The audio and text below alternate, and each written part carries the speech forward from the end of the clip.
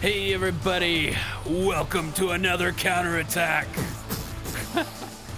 This music gets more and more ridiculous. Every week we do this. I'm Cyphus, that's Roland. Hello. And we are .p Counterattack. This week, Necrophos. And what hero did you feed with? I forgot already. I didn't. I had a positive. I was like 9, 9, and 20. Yeah, no. Bristleback. Necrophos and Bristleback, yeah. Necrophos, Bristleback. Yeah, and I initially advised Denny not to pick Necrophos, even though he was considered the best. He was considered the best. We'll delve into that. Yeah. So, you just want to dive into it? Should we just get right to it? No formalities. Do we have anything we need to go over or talk about? about? They miss the casual aspect of things. I know. I was about to dive into the casual, and I was like, but we do have a lot of meat to talk about. Yeah, but so it's kind of tough. So do you want to let people know that you're what's new with you conceding on the Elite Dangerous argument? Do you want to let people know about that? I haven't yet. Not yet. I was told to bring my HOTUS over. My spare HOTUS. I do want the spare HOTUS just in case I want to put my hand where you put yours. You know what I mean? Yeah, a lot of times. 07 to everybody, okay? Yeah, that's right. 07. I'm gonna give it. It made me sick. Not okay. It not like that makes me sick. Not like sick. No. Yeah. You know, I mean, like literally like hurt, like nauseous. It made me feel kind of like how you feel when you get off a roller coaster. Yeah. Just kind of like woozy. Yeah. I think I'm definitely gonna play tonight. Okay. To reorient myself with space. God damn it! I wish I had brought the HOTUS over. Well, I can use the mouse for a little while. Yeah. It's not that big of a deal. It's harder, different. I'm sure. It's harder to adapt to the HOTUS than it is to the mouse keyboard. But once you start playing with the joystick throttle combo, I just need to get back to better. So the cool thing is, approaching things that nothing is ever upside down or right side up. Right. You have to literally. I remember when I first played for the hour I played or however long. Well, yeah. I think I 9 hours logged. I think is what it said. 9 hours logged. Which I probably left it on for 6 of those hours. Probably, yeah. I remember being like, "Oh man, I can't hit that space station because it's upside." No, I'm upside down in relation to it, and then it's like, and I loved it from a physical aspect. They nailed it. The only thing they didn't nail is going above the speed of light. But we're in a futuristic thing, and I can suspend my disbelief. Yes. Suspend my belief. Yep, we have this conversation every time. I always struggle with that one. But no, that's suspension of disbelief. Yeah. You can go over the speed of light because you have to make a game where you can travel from planet to planet, or else you're literally playing World of Warcraft before they made it smaller. I would say the best criticism of that game is that it's the that old analogy. Okay, we're gonna fix this right now.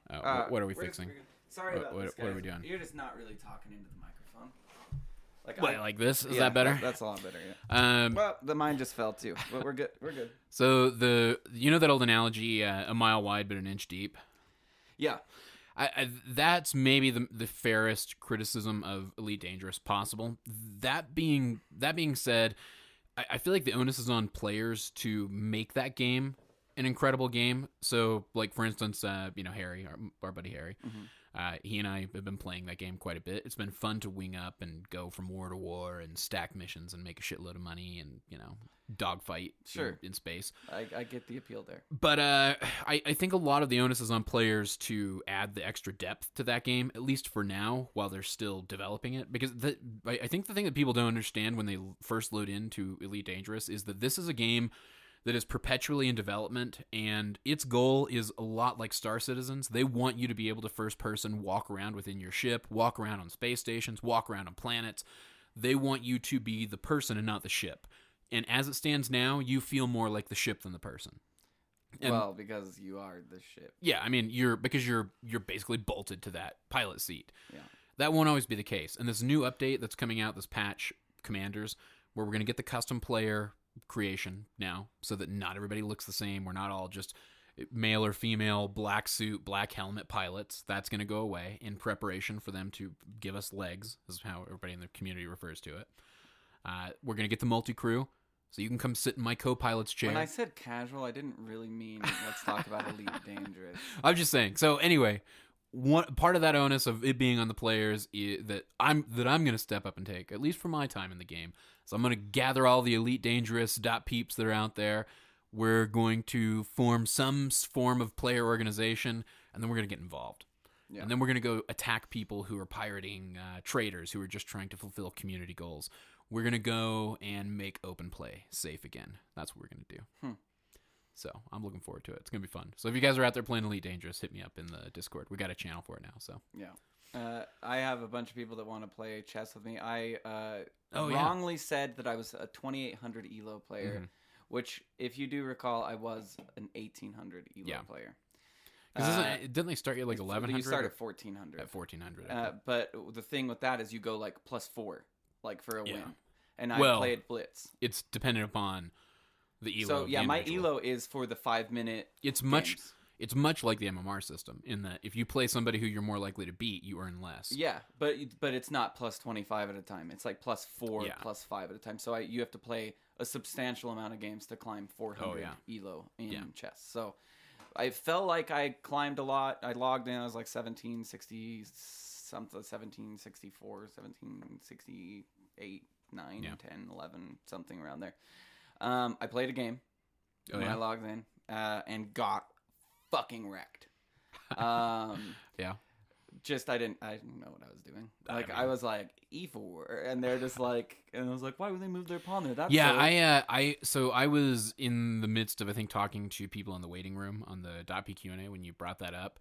And I was going to. I was like, not above when average. I heard that upon going back and listening to it, I was like, E4, it's D4. I thought so I had always read that E4 was tested to be the best, but it is D4. It is absolutely D4. That's the strongest best chess opening. Chess opening on white. Well, I mean, it's your best top 10 most powerful openings by chess.com. E4 is number 1. E4 is? Yes. Oh no, you're right. Yeah, I'm sorry. I was thinking F4. My brain. And then E5. Sorry. So it's E3. It'd be E2. It's E4. E2 to E4. And then it's KG3. Anyway. All right, fuck it. But anyway, chess podcasts have to be the most boring podcast in the world. D4 is an opening move, but E4 is tested to be the best. Saw's all up in his E4, and he responded with that KG2, and it's E4. I wasn't wrong there, but of course there are ways to beat anything. I know books and databases say E4. So yeah, I mean it's chess. Whatever. Yeah. But yeah, now we can dig into the meat. I think. Yeah, let's talk Dota. So we played this game as we always do on the stream. We don't know when we're going to get around to doing it. We don't have a set schedule or anything. But if you guys are ever curious in the future and want to see the Counterattack game, we always play it on Thursday nights right before we record. Yep. We usually send out a tweet on Twitter. So if you follow us at @p_show, or if you're in the Discord at discord.gg/.p, you can always get the notification that we're going to be doing it, and come join us on the stream and watch me carry Roland. You got an ultra kill. Yeah, you could have got a rampage if everybody wasn't dead already. So that would have been cool. Yeah, it would have been really cool. Had you got a rampage? Yeah, I was literally just fucking around for the first 25, maybe 30 minutes of that game. So having a blast. For the general discussion of that game, I forgot about your Bristleback problem. I'm too strong, dude. No, you can't put me on heroes like Bristleback. No, that's the problem. Is it incentivizes every bad decision making bone in your body. If the moment you are on a fucking hero like Bristleback, and I was getting these flashbacks to him. So for instance, like to kind of I guess classify the problem that you had. Like I laned with you a lot as Bristleback. Yeah, you were the coddle. I was the coddle to your Bristleback, and we did a couple of other various Bristleback like combinations and iterations. I think we ran some Dazzle Bristle. We ran just some support Bristle combos, but coddle Bristle amongst the top or the most frequent. Mm. That's what got you to 2K. Yeah, I remember. And you're still 2K. Yeah, so. I remember. Yeah. But I'm almost 2K as well. Oh, I'm gonna calibrate at 3K. I'm feeling it. It's feeling good. It's on its way. Yeah. So. I got flashbacks to that, and I remembered us playing this game with Wazoo forever ago. And I remember him, I remember telling him I'd had an awesome lane, I didn't dive, I didn't do stupid bristle shit, I did smart bristle shit. And I was dominating, and I was at that peak where, like, okay, now if I'm with you guys, we can dive. If we're collectively together, we can dive. And you got I'm a at that sweeping peak. statement of don't dive? Right, and I got from him, what I got was we can't go do that, we can't go do that. And then about 5 minutes later, we had one of those fights where I forced him to follow me in. I forced that to happen. We won the fight, and he was like, "Oh, I just didn't realize that I didn't realize how powerful you were. I didn't realize the curve that you were on. I didn't realize that you were right, that you could do it." Basically, is what he was saying. So you only remember games where you were.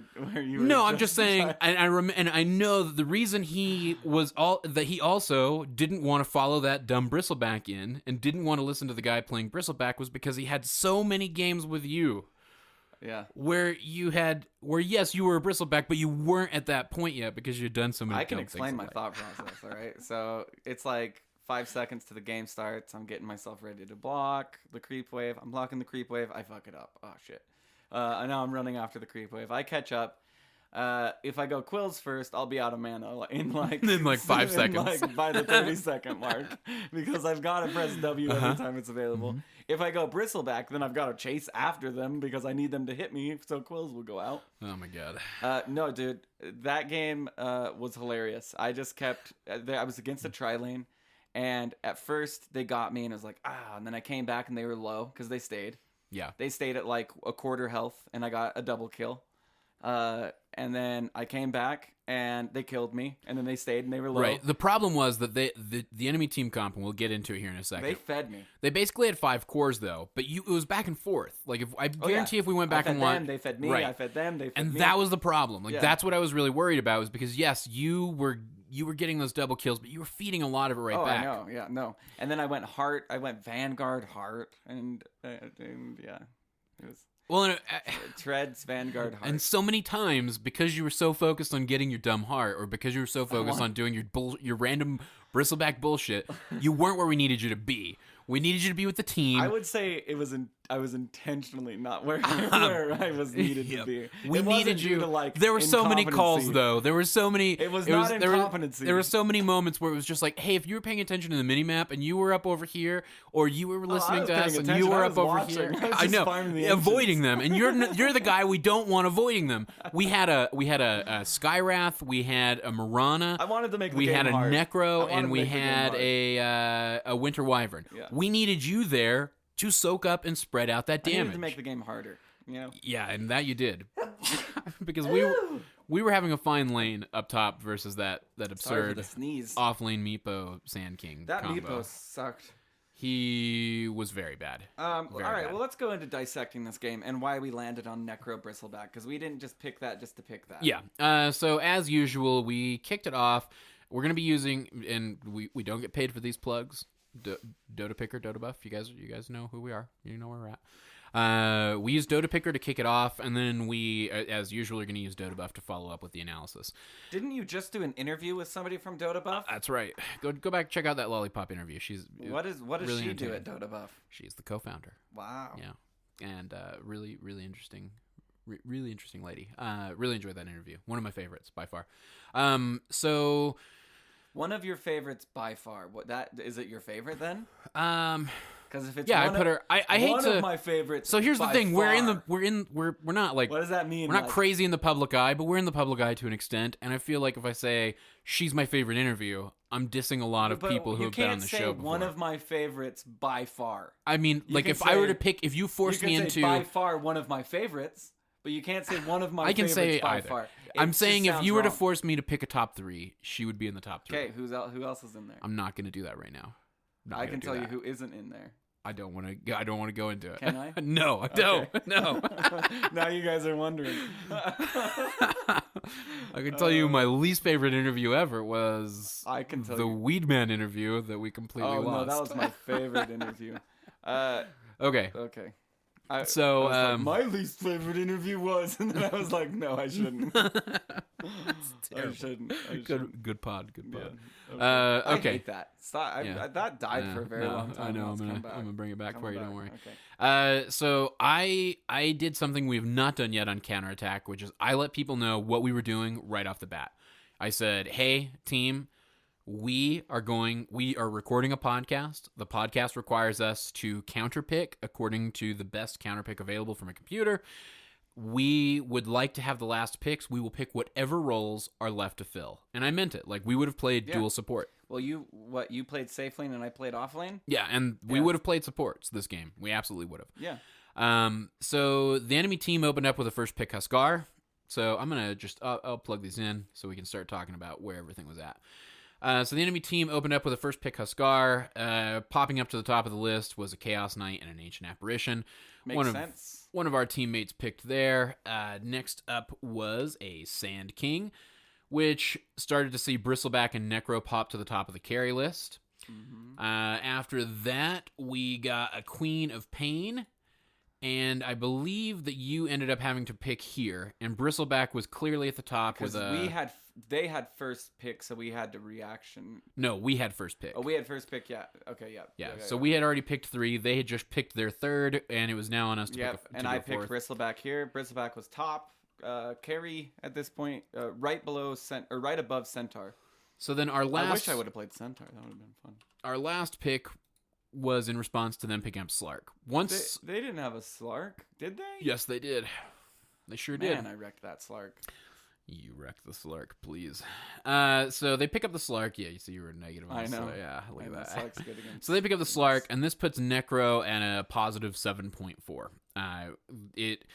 This is where we started to debate, because this was our last pick. I had to pick a carry, and there was some discussion. Is Necro, by the rules of Counterattack, am I supposed to pick Necro here, or does he not fall into that category? Because we had to go down the list of ways. Lane, yeah. Because Centaur, we didn't feel like was a decent safe laner. Ricky, I didn't really feel like was a safe laner. Slardar, Lena. It would have been Legion. Legion. And so I was like, all right, let's do it. Go safe lane Necro. And I felt comfortable with that. I won't lie. Like, I felt like that was... I felt comfortable with it just because Necro's so fucking good. I mean, he's stupid good. So they last pick, and of course this could not factor into our counter picking whatsoever, but they picked up a Meepo, and that dropped both of us down. So Bristle wound up... Well, actually, it raised Bristle a little bit. Bristle kept you at like a positive 5. Necro, it dropped him pretty considerably, even though I felt like I had a great... And we can get into why, and we will get into why we think, at very least. Because, of course, everybody listening, we are not saying this is everything that we're saying. We don't believe it to be truth or gospel or that we're better than you. We're just literally... thinking with our brains as best we can to analyze based off of stats. And you disagreeing with us is pretty much the point of doing this. Absolutely. Because if you disagree with us, that's going to bring up great new points. Oh, and we did have an email that we should get to. Did we? Yeah, about the counterattack. Yeah, about the Spectre game last week. So pull up the email and go poke through them, and we'll get to that at the end of the show. So just a quick recap. The teams were on the enemy team: Huskar, Sand King, Queen of Pain, Slark, and Meepo. Versus us on a Necro, Bristleback, Mirana, Skywrath Mage, and Winter Wyvern. So we'll run through this. So Necro sitting at an overall 55.65% win rate. You guys know he's one of the top heroes in the game right now as far as win rates go. Bristleback, however, sitting at a 49.31% win rate. So I was kind of surprised to see him begin to pop up on the list at all. Again, this is normal skill, so I guess to an extent I kind of get it. Bristle's a good hero probably for dealing with newer players. He's a hero that a lot of people don't know how to counter, and I think when they do counter him, it's probably more by happenstance that they're on a carry like Slark that builds Silver Edge naturally. I don't think he. Yeah, I mean, had that guy been playing PA, I don't think anybody would have built a Silver Edge that game. Yeah. You know what I mean? Yeah. Had he been on PA, no, there wouldn't have been a Silver Edge. And the Silver Edge, it didn't matter. Yeah, if he had a Shadow Blade or a Silver Edge, he was going to initiate an attack need the same way. Right. So wanna start off with the Huskar and what we felt like we noticed, and sure. So, you want to kick it off, or should I? Should I just do it since I've already got it pulled up here? Yeah. So Necro over Huskar. Necro has a 63.42% win rate. Well, first I think Huskar. We should always start with what is Necro's overall win rate. Did you already give that? Yes, I did. I can't find this email. Okay, well I'll go through and look for it. It's fine. So Huskar, Necro has a win rate over Huskar of 63.42%. That's obviously a huge increase over Necro's 55.65% win rate. Okay, thank you. Dota Buff lists that as a 0.71% advantage. I feel like what I noticed in this game, and I don't know that I got. So do you know why? Oh, it's Reapers. I feel like the 100% it's Reapers. 100% it's the fact that you can decrepify yourself. No. Yeah, so he no. can't If anything, you. you're taking more damage. He can't attack you. You jump on him, he can't Right. attack you. No, you I'm death pulse sure Reaper's Scythe. that's an element of it, but I really do genuinely think the strongest element of and Heartstopper blows for him because a lot of the time he's at 1 health. Right. That's what I'm saying is all that. I think Necro's kit is the perfect Huskar counter. Not at 1 health, but low health. And like what? So what does Huskar want to do? What do you want to do with Huskar? When you are attacking me, what do you want to do? What's your goal? Do I have to answer this rhetorical question? Yeah, like this is the point of the show. Get on top of you. Okay, but what else is Huskar doing? Throw burning spears. And what do burning spears do to him? Magic damage. And what do to him, right? Due to he takes damage. Yeah. And he benefits from getting kind of low health. The lower health he is, the faster he attacks. Right. So, Reaper Scythe, what does it benefit from? Somebody being low health. Fuck you, dude. I'm just saying, like, I feel like the logic. Patronizing asshole. I'm not a patron. I was saying, okay, yes, a Ghost Shroud is good too, though. Yeah, I just don't think that's the. That's not the Wingdinger. No, it's you already called out the Wingdinger. Yeah, that's the Reaper Scythe. Yeah, Reaper Scythe for sure. I didn't say no, it's not Reaper Scythe. I said it's Ghost Shroud is good. It's good to heal yourself and to hurt him. Yeah, although Ghost Shroud also amplifies the spell amplification, sure. But I'm saying like he is in midair about to jump you, and you just Ghost Shroud, and then TP. Sure, you know what I mean? Yeah. No, and that's or something valid. Like that. Like yeah, you that's can valid. like you can make it so he can't attack you, and he has no stuns. You can get away from him. Yeah, for sure.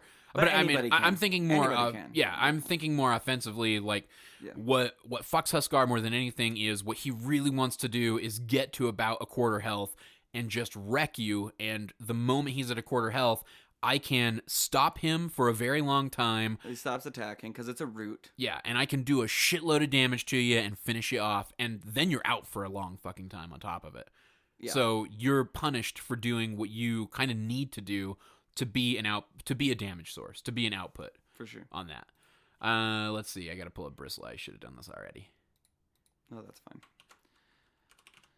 So Bristle versus Huskar. Even so, what's Bristle's overall win rate? 49.31%. So he's a really balanced hero. And he has a 56% win rate over Huskar.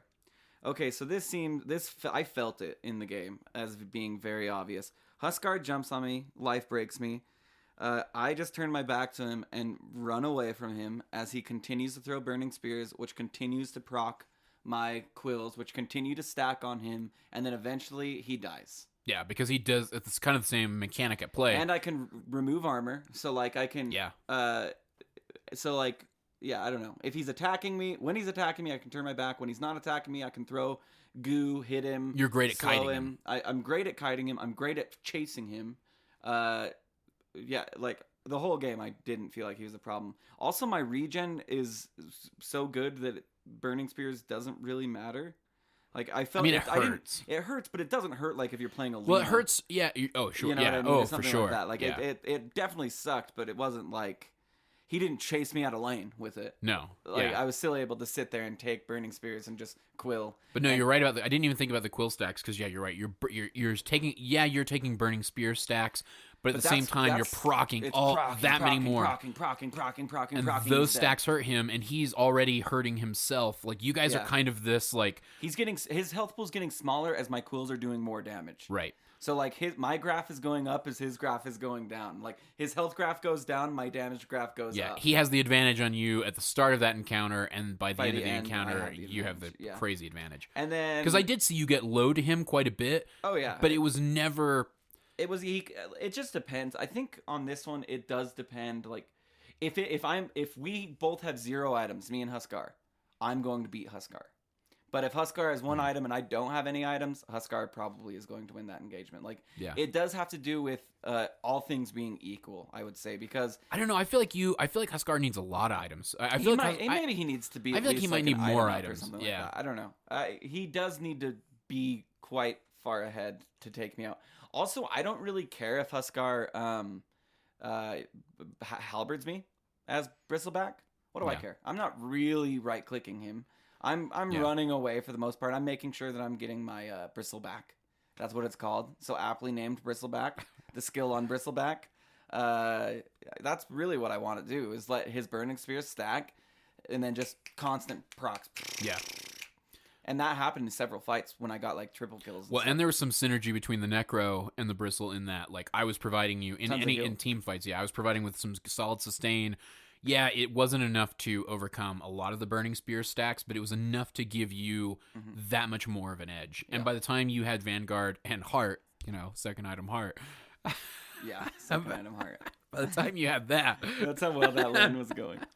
It was like before 20 minutes. Oh my God. Did you even get treads? Or did you get brown boots? I got treads. Oh, okay. Treads, Vanguard, Heart. Okay. And I got raindrops and Bassy and everything. Like I didn't just... I think it was just raindrops, Bassy. Oh, Windlace too. And I had a Windlace because I wanted more speed. So I had Windlace, treads, Bassy, raindrops, Vanguard, Heart. I was 6 slotted. How do raindrops interact with Burning Spears? I don't think it does enough damage to trigger them. Okay.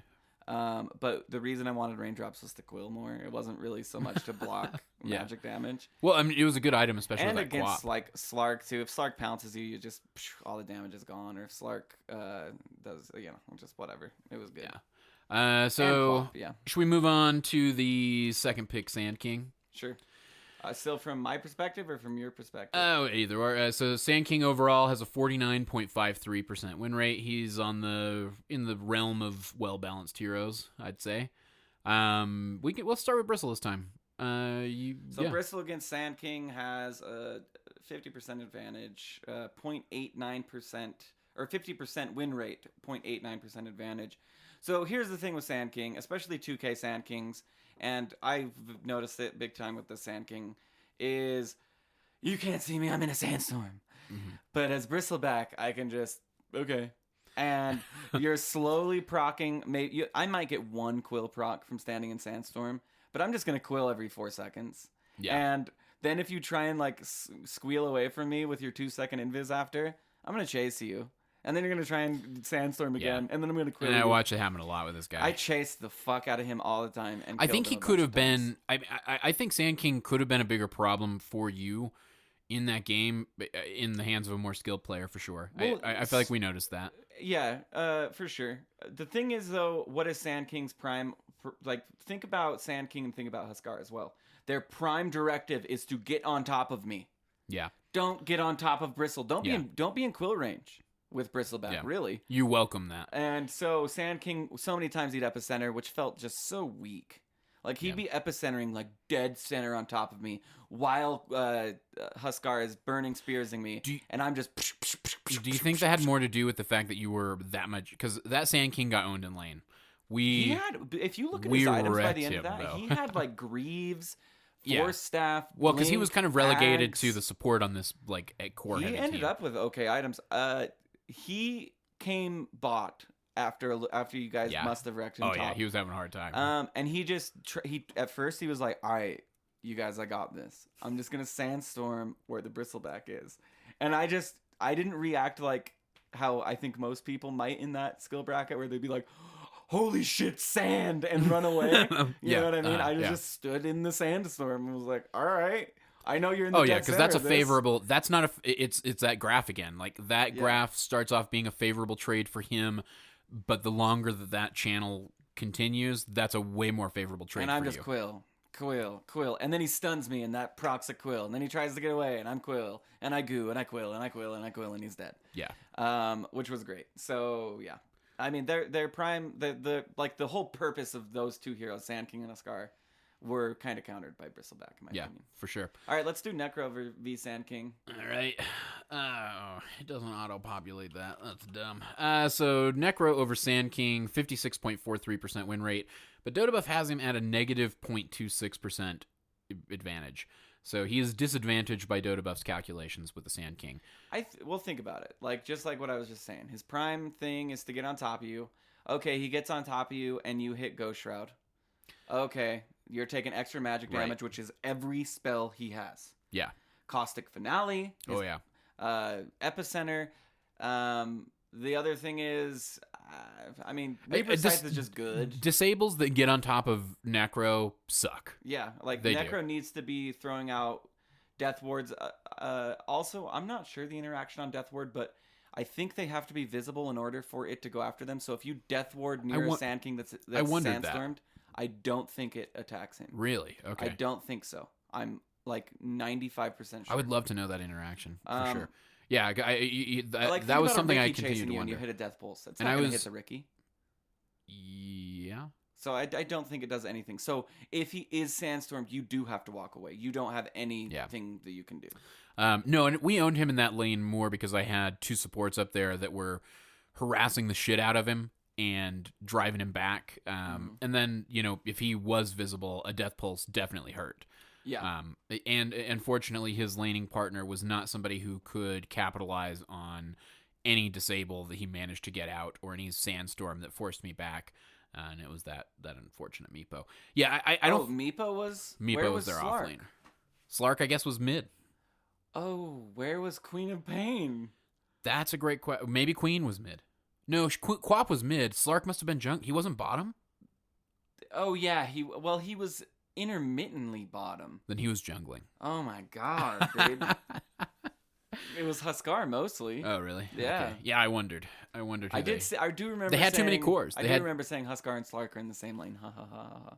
But that was only for a moment. Yeah, I'm sure there was some fighting going on. And then Sand King came down there, and then it was those three dum-dums. Yeah, it was. Yeah, it was. But yeah, I'll say I don't feel like I noticed anything crazy against him. Reapers is great against everybody. I maybe got more Reapers off on the Sand King than anybody else, just because our team was pretty good about countering him. He was really bad about stunning and then sandstorming into an area where we already had a sentry ward, where he should have known that we had a sentry ward because we had a sentry ward there last time. Mage in our team, I just kept seeing him buy sentries over and over. Ding ding ding ding ding ding ding. Yeah, he was on top of it. The whole right side of my screen was blue. Those guys wanted to play support, and they did their job. Yeah. So yeah, Winter Wyvern did not do a good job. Well, Winter Wyvern contested farm. Okay. Yeah, that was that Winter Wyvern was pain a douche in the ass. Yeah. I'm with you there. I had some problems with it. So let's move on to Queen of Pain. Necro versus Queen of Pain has a 64% win rate. So Necro's win rate over Queen of Pain skyrockets. She herself has a 40.97%. That's why. So we're getting, because the advantage is in Queen of Pain. On Queen of Pain. A 2.14%. Once again, everything she has is magic. Well, Blink it's magic, but it doesn't do damage. Right.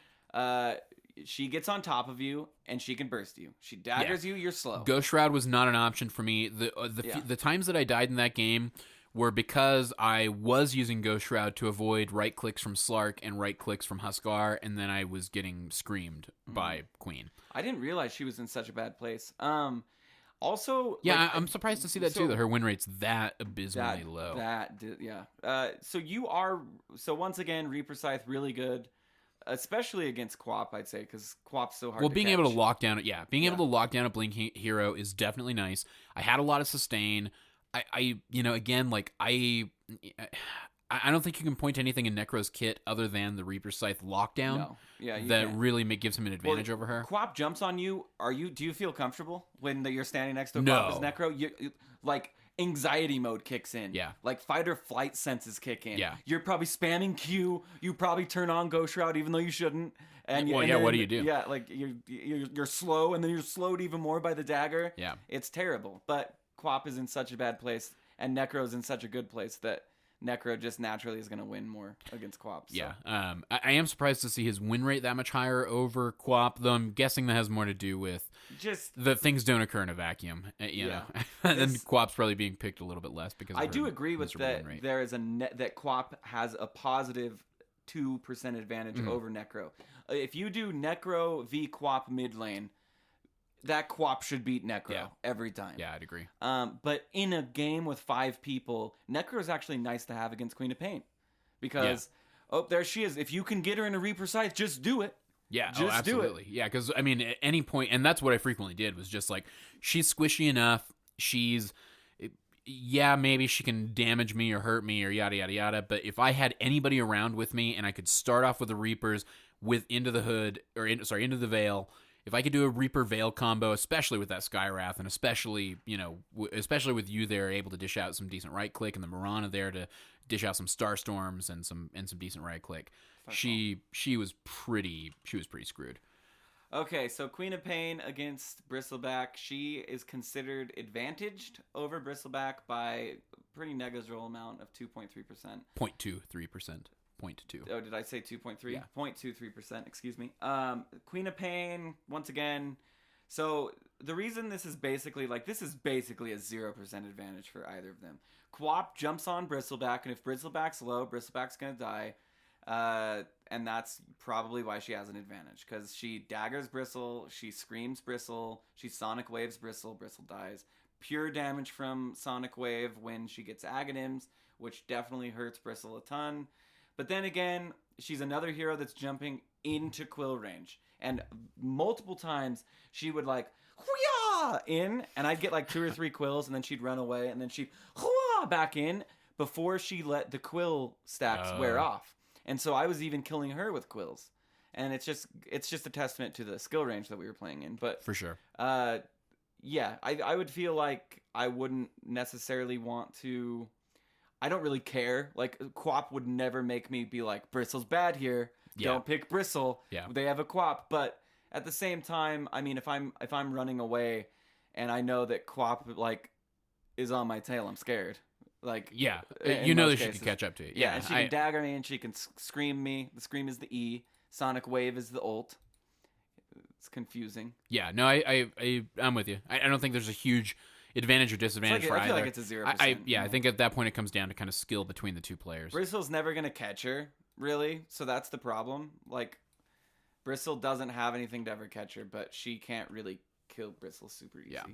So let's move into Slark, because when we do kind of our post-analysis after going through these, I think Slark, our advantages over Slark and our advantages over the Huskar, which we already previously talked about, played a pretty big role in it. Yeah. So this one's pretty simple for me. For me to see, not simple for me. And this is over a lot of matches. So Slark, positive 2.39% over Bristle.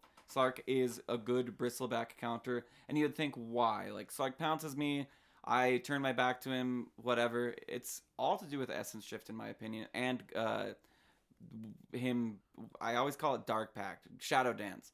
So basically, how you kill a Bristleback. Well, 1, you buy Silver Edge. Slark's by Silver Edge. Yep. That's the first step. Or that's the 5th step. The first step is Slark hits level 6. He pounces me. I'm quilling. He's essence shifting. All of a sudden, I can't quill anymore because he's taking all my mana away. Yeah. Because essence shift is ruining my mana pool. Yeah. And you're burning through it trying to kill him desperately. I'm quilling. You're eating into a shrinking mana pool. So basically, the curves of my mana pool. And for every goo, you toss out 2 on top of it, trying to get that armor down. Well, he can purge the goo. He can't purge the quill. So he is naturally going to be doing magic damage to me. He's naturally going to be stealing stats from me, and then right when I feel like I can kill him, he shadow dances and he can chase me down and usually finish me off. But once again, in this game, another hero that gets right on top of Bristleback. Yeah. And I did not feel that Slark, it's a 48% matchup there. Bristle wins 48% of the time against Slark. The reason is Slark builds Silver Edge. Yeah. That sucks for Bristleback. Yeah. And Slark gets it. I think it's core. Like, I'm pretty sure every Slark should always get a Silver Edge, period. Yeah. So that sucked. And I noticed when he got it. Yeah. Because Bristleback goes away. And now I don't even have, like, the advantage of him hitting me in my back while I'm running away. Like, he's just doing full damage. Yeah. For that duration. On the flip side, though, your Quills at least do damage whenever he's in Shadow Dance. They do. So if you've got a low Slark who waits a little too long on that Shadow Dance, you at least have that opportunity to He can get away, finish though, him too, off. Which is the nice thing. He can pounce out of the fight, get out of Quill range in one pounce, wait for the Quills to go away and come back in. Yeah, but no, you're right though. Like, and Bristle's you're right about the essence shift because Bristle's so tanky that you're. As a Slark, you almost kind of like having that Bristle there, especially after you have Silver Edge, because you can build up some Essence Shift, taking down that Bristle before you move on to the rest of the enemy team. You know what was the biggest thing was Winter Wyvern healing herself or anyone else, because it blocks physical, but you still get an Essence Shift aura. So Slark was sitting there. It was just the dumbest shit. So Winter Wyvern would be like, oh no, a Slark. Heal myself. And Slark would just be like, okay, chink, chink, chink, chink, chink, chink, chink, chink, chink. And I'm just clicking on 70 like, essence. He had 45 at one point. Yeah. And he didn't even kill anybody. It was just because Winter Wyvern. Well, the worst was when he threw down the heal on you, because then you were already so fucking tanky. Dude, no, dude. And then he just chink, chink, chink, chink. And then I come out of it with no mana, less strength. So I come out of it with less damage, less strength. Probably no mana to Quill. Yeah. Less health. Yeah. Less attack speed. Less armor. Yeah. Everything. So it fucked you. Yeah. Fucked you hard. That Winter Wyvern. Ugh. On the flip side, Slark is one of the heroes that Necro is absolutely best against, according to Dotabuff, with a 59.4% win rate over Slark and a 2.35% advantage. Mm-hmm. It was easy to tell why. Yeah. How many times are you playing against a Slark, and the fucking problem is that slippery bastard gets away? It's all about the slipperiness, I think. I opened up... I would frequently just open up with... Especially when he would try to pull... so many times, too. So many times. When he would try to pull some clever bullshit where he popped on top... He tried to get on top of one of my teammates and tried to weasel his way in there with that Shadow Blade, and I was within range. I would immediately turn, gather whoever was around there... open with a Reapers, into a Veil, into a Death Pulse, and usually do enough damage. I think one time we didn't do enough damage to finish him off, but we killed him the second afterwards. Still lockdown. I mean, it's one of those things. So you stun Slark. If Slark presses Q and the stun is in the air, he'll get stunned, and then it'll get purged. Yeah. Which is like maybe one of the dumber things in the game. I'm going to go ahead and say Slark's Q. Yeah. Yeah. Maybe one of the dumber things in Dota 2. Yeah. If we were to do 10 dumb things about Dota every single show, that would be on my number one list. I'd love to go through all the things that don't get purged off by Dark Pack, though, because I have one the other. There isn't one thing except Bristleback Quills. Bristleback Quills and Shadow Demon Poison stacks. Yeah. And the thing that Bane does. The damage, the minus damage. Yeah.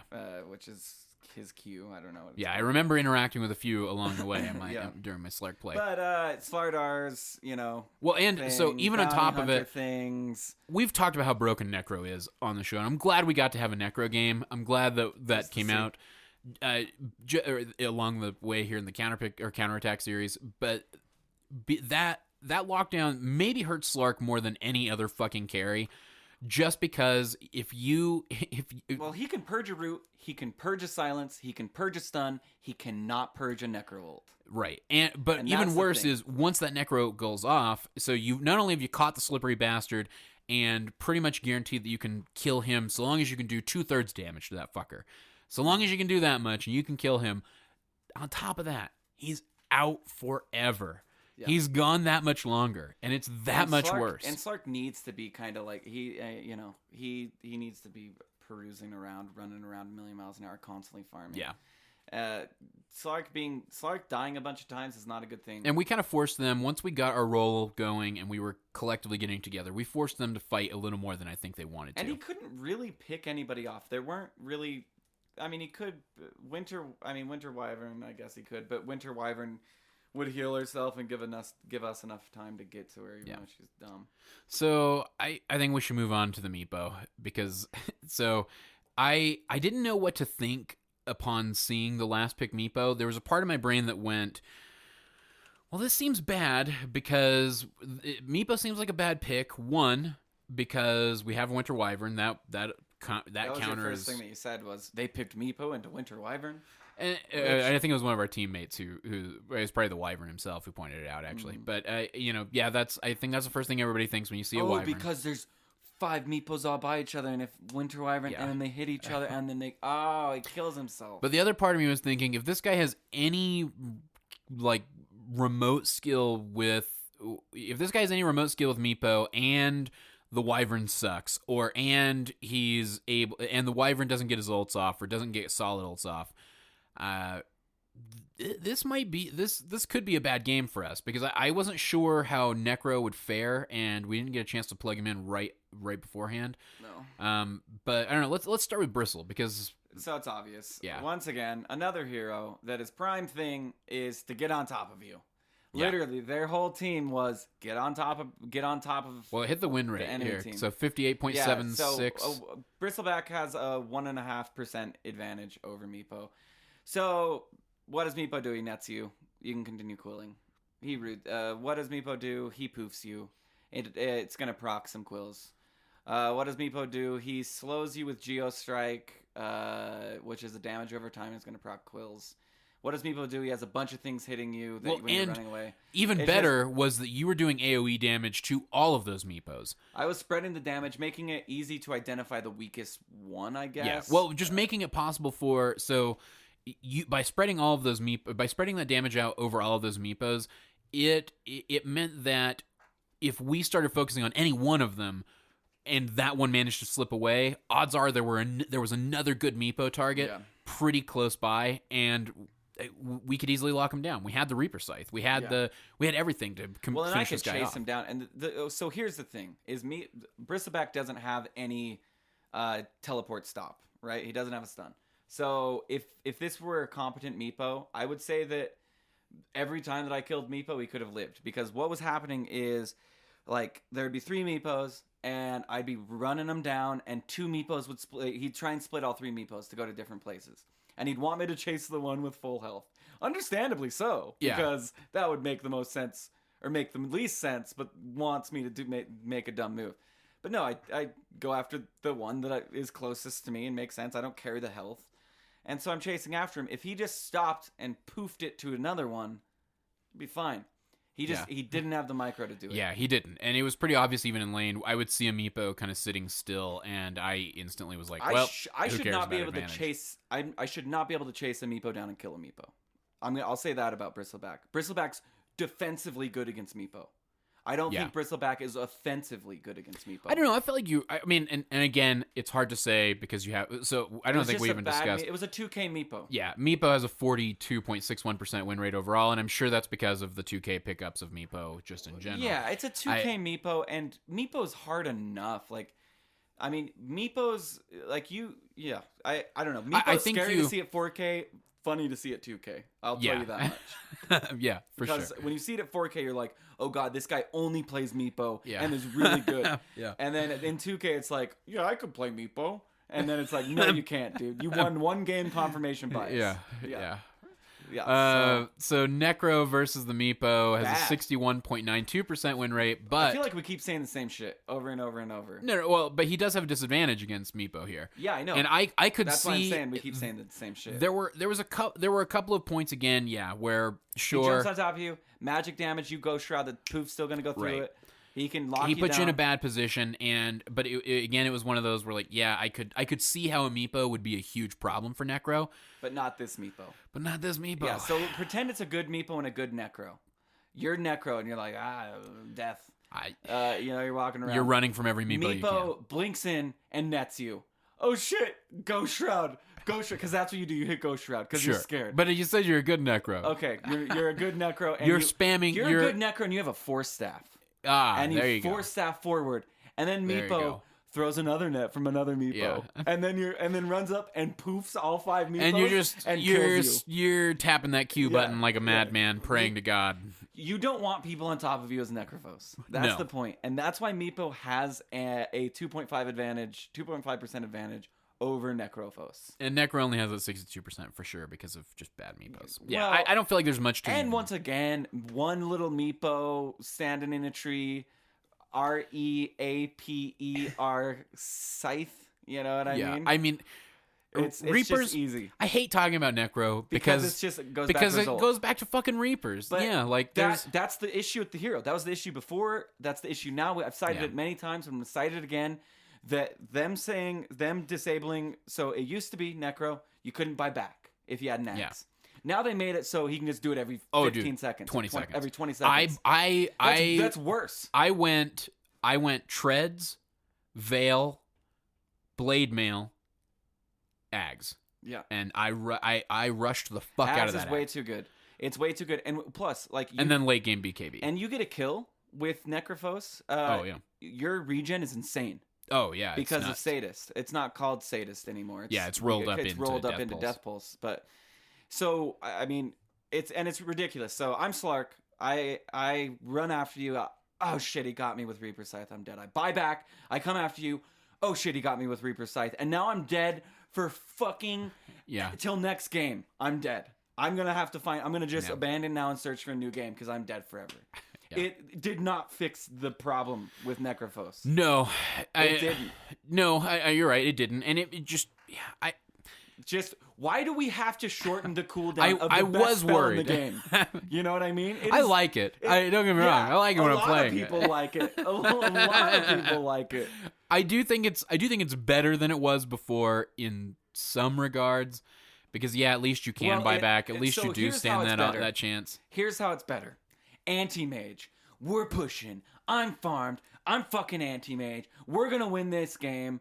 I just bought my butterfly because I'm dumb and I don't have buyback, but that's fine because I'm going to win. I just got Reaper Scythe. Oh my God. Or I did have buyback, didn't buy the butterfly. I just got Reaper Scythe. We were going to win. No longer. Because I'm dead for 130 No, and seconds. that's who Necro is. You're right. To a T. I mean, he's the guy who gets rid of the guy that you desperately need to be there. What is that? For a long in Harry time. Potter when they're flying on broomsticks and there's like that one roll, it's called like the Bruiser, where his prime objective is just to like bash people in the face off their broomsticks. Talking to a non-Harry Potter fan. I'm not even a Harry Potter fan. I'm a very close relative to a Harry Potter fan. Okay. My wife. Sure. Literally, that's all Necro does. He just walks around and is like, "I'm going to disrupt this game of Dota. I don't belong here." Once I had Ags, it was a shit show. Yeah, it was stupid. I mean, because fights last 20 seconds at 2K, especially. Yeah. I mean, we had so many fights. You start with a Reaper, you end with a Reaper. I would typically those fights would start with me Reapering the dumb Huskar who would dive after somebody, cut his own health in half, cut his health in half even by another half, be down at a quarter, and I'd be like, oh, free Reaper. And he's just sitting there holding his spear like, damn. You know what I mean? Yeah. Like, there's nothing else he can do. With just some dumb look on his face, complaining about Ice Frog and Gaben, and everybody fucking sucks, and this game fucking sucks, so I'm going to uninstall. And it opened up that way. The fight would go for another 20 seconds because we had that fucking Bristleback who could just sit there and just soak damage all the live long fucking day. Hurting all the rest of you, throwing out that AoE damage, and then it was just, who am I going to Reaper Scythe next? Yeah. That was literally all I was ever thinking about in a team fight was, so who am I going to Reaper Scythe next? And if you're at low health, I really need to Reaper Scythe somebody to get my health and mana back up. It's so dumb. All right, well, that is Counterattack. You couldn't find that email, huh? You don't need I think you just about like got up to walk over here. You have a computer in front of you. Well, yeah, I'm gonna pull it up on my phone. I'll start on the plugs. By the way, guys, Patreon's kicking some ass. Much appreciated. Let me go ahead and pull it up real quick. I think we're at $738 a month. We're seeing a flood of people donating $1, and we have 80 patrons. And they donate $1, and it warms my heart to see it. It means that you believe in us enough to pay $1, just to see those come through. And I mean, of course, the people that donate more, thank you. I'm not saying anything less about you. It warms my heart just as much, if not more, 50 times more in some cases. But just the fact that you guys are like, yeah, you know, this is what they're doing. They're putting a lot of time into it, donating $1, getting extra episodes. A new episode will be out in 5 days. All right. For the patrons. This is from Will in Chicago. His MMR is less than 1,000, but he says he's climbing rapidly. He says, I've been working on Spectre recently, so I listened with great interest to the podcast on March 3rd. If you guys recall, last week we played Spectre combo. I don't recall. Spectre... Who was I on? Treant? Treant. Yeah, I think it maybe Spectre Treant. Yeah. With great interest to the podcast on March 3rd. I thought the discussion was educational and thought-provoking, but I had a couple of thoughts based on my recent play. Despite conventional wisdom, I do not think that maxing Spectral Dagger first is the correct build. This is shown in the Dota buff stats. I did read this. Where taking Spectral Dagger first correlates with a negative 1.4% relative win rate compared to a positive 8.0% win rate for Desolate. Excuse me. We talked about that before. No, it's Desolate. No, you are desolating desolate. Somebody. No, it's Desolate. Because you're in a desolate situation. You're in a desolate location. It's desolate. No, it's Desolate. Okay. Positive 6. You agreed with me on this before. And a positive 6.6% win rate for Dispersion. Moreover, maxing Spectral Dagger at level 7 correlates with a negative 1.7% win rate compared to positive 8.5% for Desolate and positive 5.3% for Dispersion. In fact, maxing Spectral Dagger at level 16 correlates with a positive 5.8% win rate. Why is this? In my opinion, the damage for Spectral Dagger is almost insignificant compared to the free pathing and the movement speed change, which you get at level 1. I find that a level 2 Spectral Dagger is enough until I have maxed my other skills. Also, since the changes in 7.0 and Drums of Endurance are Drums of Endurance still part of the Badman build? I don't think they are anymore. No, they aren't, because it's not. When Drums got changed, so they didn't help Agi heroes. It was basically out. Yeah. The whole thing with Drums was each charge was a kill. You have 6 drum charges. You have 6 kills from Drums. They were worth it. Lots of math there. Put the math book down and pick up. He says, I see more Helm of the Dominator on Spectre lately. Finally, in the right circumstances, I find a Mask of Madness a great item in the early mid-game. It allows you to punish squishy heroes like Drow or Sniper, Haunt, Dagger, Mask of Madness, insta-kill. For sure. Mask of Madness is also a great farming tool and provides some sustain. It is a great farming tool because very few things provide lifesteal. Because Helm of the Dominator doesn't provide lifesteal anymore. So one less thing with lifesteal. I guess what I wanted to... I'd never get Mask, though, on Spectre. Yeah, I wouldn't. That's just me, but hey, if it's working... Like, he's in a different skill bracket. That's for sure. So don't develop bad habits. Right, and that's what I was going to say is make sure that you're not developing bad habits, because one thing, I think if you listen to some of the other shows, you'll hear Proud Nurse kind of talk about this. You don't want to be silenced ever. Either. And turning Mask of Madness on, especially when you haunt in, means you can't haunt back. Yeah, and what you'll notice if you get better at Spectre is you can haunt in, dagger somebody, kill them, and then haunt back to where you originally were. Yeah. Which is a really cool thing to do, to be that global as a hero. But to talk about the ability builds just for a second, and yes, Dota buff might show that grabbing Spectral Dagger first is a negative win rate, and that I would argue that might have more to do. That might have more to do with players that might have more to do with the strength of the hero overall. I think it has to do with Tortellini's guide that says anybody who uses that guide probably doesn't know Spectre very well. Once you know a hero really well, you don't use a guide. Yeah, no, but what his argument is, and I guess I haven't played with the Tortellini guide on Spectre in a long time. It's always get Q. It's always get Q first. But Q, all right, so Roland, I don't skill until I'm in lane. Knowing that there's a 6% advantage for, at level 1, or knowing that there's a whatever advantage for grabbing Dispersion or grabbing Desolate first, would you be tempted to snag those at level 1? I usually get Desolate first. Even still? Yeah. Oh, yeah. So the whole point behind Tortellini's guide saying, in most all cases, you should get Dagger level 1 is, oh shit, I'm Spectre, I'm a weak laner, this sucks, I need to get away, Dagger into the trees. And I got away, and I lived. Right, and that's the idea behind it. It's not to kill anybody. But it's not Tortellini who pitches that. Like, I think a lot of that comes from people like Purge. For sure. Purge, for sure. Purge talks a lot about Purge talks a lot about grabbing Dagger and maxing Dagger first. I know. So one of the big arguments I think the only argument I can foresee for not grabbing dagger first is that the damage doesn't scale with the dagger. Damage is shit, so you don't want to ever use it unless you're using it as an escape. So like no, but you do want to use it whenever you haunt. Like sure, I'm talking in lane. You're never gonna use a level 1 Spectre dagger. Right. So I guess here's what I'm thinking. Okay, I just want to quantify this. So I think that when you hit level 6 of Spectre, having a max dagger and a value point in Desolate and a value point in Dispersion, you'd be 3-1-1. Right. But I'm saying at level 6, when you've been maxing dagger, I think you get more out of that at level 6. But in the interim, you might have an easier time farming in lane, and especially at lower skills, going at lower skill games, you might have an easier time laning by going, Desolate and Dispersion first. Okay, so Desolate doesn't really help you last hit that well because it's only if. But it might with a solo offlaner. Not really. No, but it especially with isn't harass. it's especially not going to help a lower skill player. I'm playing devil's advocate here. I know you are. I'm just saying there's usually only I'm with you. one creep a wave that Desolate helps you kill. Right. So and if anything, that pushes the lane. And if anything, that pushes the lane. So I don't get Desolate for that purpose. I get Desolate for the purpose of if I can get a pot shot on them. Right. So bonus damage 20. One dagger does 50 damage at level 1.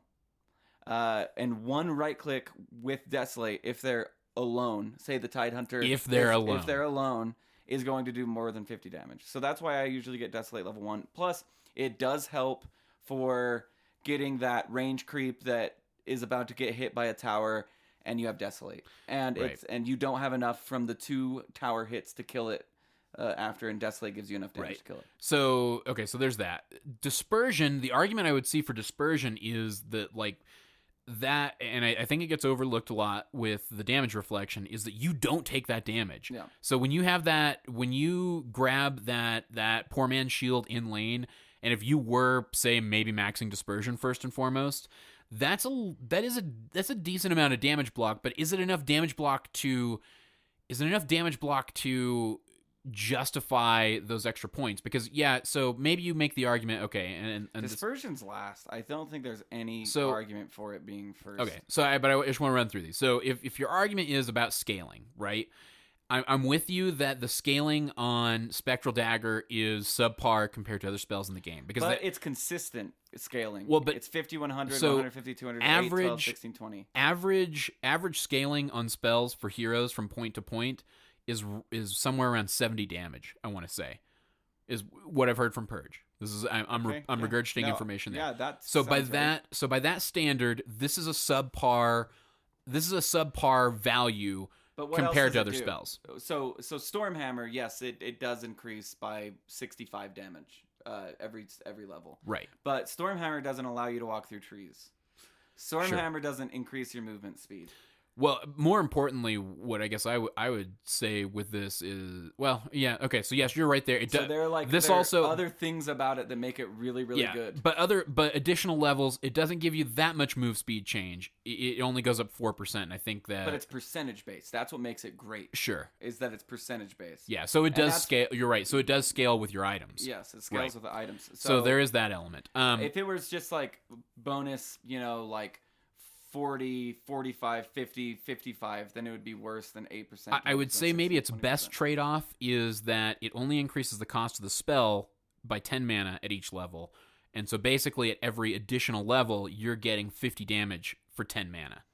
Yeah, that kind of sucks. Usually I think that's good. Well, you like with Storm Spirit, it goes down. Or no, it doesn't. How does some spells go down for sure? Oh no, it stayed at 100. So at level 1, it's 100 for Static Remnant, as it is at level 4. It's always the same amount of mana. So I understand why there's maybe some. I think it's 3-1-1-1 always. I don't ever see a point of just leaving your dagger at 2. Right. What I'm trying to get at is, I think his argument here is, and what he's trying to negotiate is, I shouldn't be valuing dagger like that. I should be valuing either Desolate, or I should be valuing Don't value Dispersion. Because what he's looking at down here is the win rates for the ability maxed at level 7. So there's actually a negative correlation with maxing dagger at level 7. There's a negative impact on the win rate. I see that. Positive impact on the win rate if by level 7 you've maxed Desolate, and a positive impact on win rate if you've maxed Dispersion.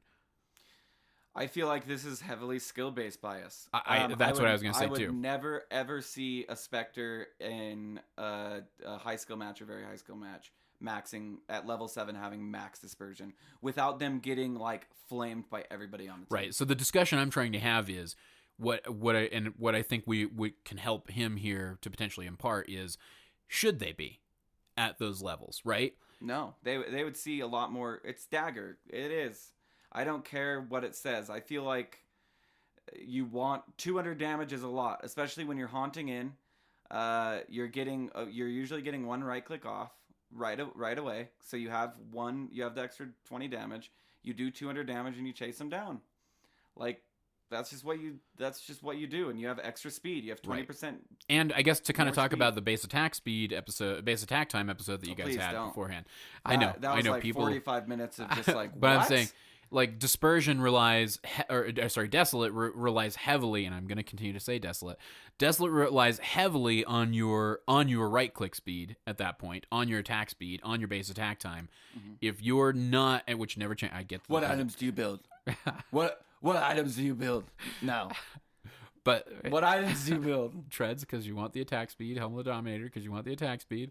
But so you're not going to get the value out of Desolate until you have some of those items, which odds are you're not going to have maybe by the time you hit level 6. So you need that extra boost to snag that Spectral Dagger early on. I read through his email and I was like, that's thought-provoking. But when we went down and we looked at like the sample size, when you're talking about 5.5% of Spectre games and 13.1% of Spectre games, so roughly 18% of the time that Spectre has played, he is maxing either Desolate or Dispersion by level 7. Versus 80% of the time he's maxing Spectral Dagger. I'm gonna go with I gotta agree with Roland Will, and I'm sorry. I think it's a skill range disparity. I think that you're seeing that happen more frequently at lower levels, and Spectre is a hero with a 56.96% win rate. When we look at the current like meta trends at below 2K, where does Spectre pop up? Yeah, he's like 8th on the list, 7th on the list of top win rate heroes. The most, yeah. Because here's why Spectre wins the most in less than 2K. Nobody knows how to finish a game in less than 2K. And the longer a game goes, the better a Spectre gets. Yeah. Period. Yeah. So, anyway, not to discourage you from trying new things, because I used to do max Desolate. Max Dispersion, excuse me, until I realized how little value you're getting by maxing Dispersion first. Because you really don't have that much to reflect, and it's also percentage based. Yeah. So, I mean, you can go back to some previous episodes. I would also recommend there's and it's not as pertinent now, but it might still offer some pretty interesting information for you to glean. There's a Purge coaching a 2.2K Spectre or 2.5K Spectre video from the old 684 or 686 days or whatever the fuck we were at, 688. Or it might have been 687, but it was interesting. Yeah, don't use Dagger in lane.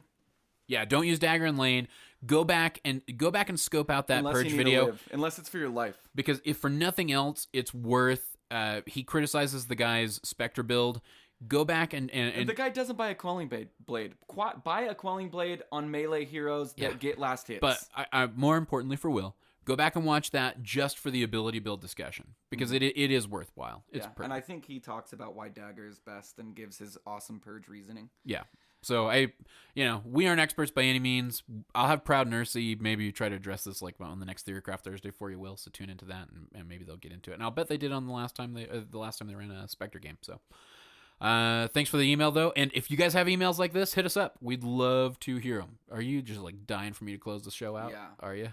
Mm-hmm. I can see it in your eyes. I am, because it's late and you go for 1-1-1 on Spectre. Like that's just. You just do that because it's the best thing to do. I go 1-1. No, I actually favor going Spectral earlier. You go 4-1-1-1, 4-2-1-1, 4-3-1-1. I'm so confused now. 4-4-1-4-4. I grab a point in Spectral Dagger every chance it's available, with the exception of level 6. That's what I do. Meaning, you get an extra. If I have an option to level. Like I'll hold off on. I don't level Dispersion until like level 5. Oh, okay. So yeah, that's fine. Oh, so you do a 2-2. No, I do a three. I do a A 3-1-1. 3-2. I do a 3. Yeah, I'm You getting do a my math down here. 3-2-0-1. No, I do a. I'm fucking up my math here. I do a 3-1-1 at level 5. I do a by level 6. I'm 3-1-1. Yeah. I favor the dagger. Yeah. I just mean every chance I have. Like I won't value point. I won't go 1-1-1 at level 3. I'll be 2-1 at level 3. Yeah. Yeah. Good. Thanks. Like, all right, go ahead and close this. Go ahead and close this. Find us at defenseofthepatients.com. Website's looking good. We got some guys we talked to today. We'll plug all them after everything's done, but we got some graphics coming our way, some new graphics. Let's just say that it's a big deal. It's a big deal. Yeah. Big deal around here. Deal. Yeah. So a lot of new stuff coming out. I'm antsy. I want to release it right away, but I know it's going to take time. I know. But yeah. So some cool new that stuff we're coming that way. Even allowed,